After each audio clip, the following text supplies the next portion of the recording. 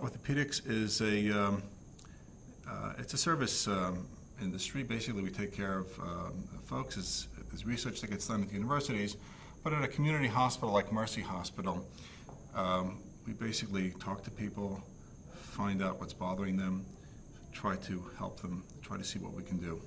People come to see me. I do home visits at times. I've gone out into the community.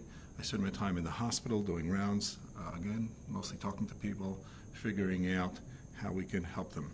The basis for modern medical care is differential diagnosis, which means people come in. Oftentimes for an orthopedist, they have pain. Pain is a complaint, it's not a diagnosis.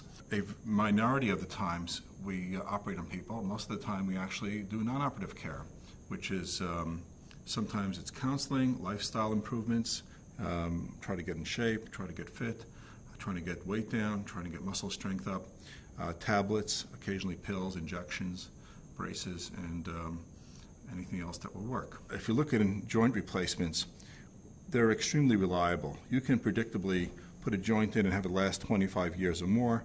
In the end, it's a patient decision. The patient can discuss this with their family, but we do some counseling. The patient has to decide that they want to do better, and that's what drives people to having replacement surgery. But in the last 5 years, we've been making great strides in comfort post-op, and the buzzwords are multimodalities and preemptive treatment. Multimodalities means we use a whole bunch of little things to help you get better. My office is in the hospital. It's on the ground floor. It's been put there intentionally because people who come to see me often have a hard time walking. And it's right between 53rd and 54th Street, so people can come from both streets. It's also wheelchair accessible. It's handicap accessible. It's right adjacent to all of the radiology machines. So the X-ray machine, the MRI, the CAT scan is all right down the hallway.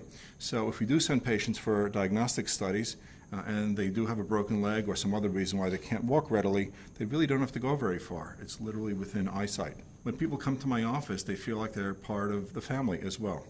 So we try to make them comfortable. Many times they simply have no idea who we are, so we try to make them fit in and address whatever their issues are. Other times, being that we're part of this larger community, patients often know a lot about us, and we know very little about them. So their relatives may have treated in my office 10 or more years before. The mother may have told them this is where you need to go.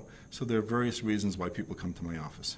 I just wanted to leave you with the thought that I really like what I do. I've often told patients, if you succeed, we succeed.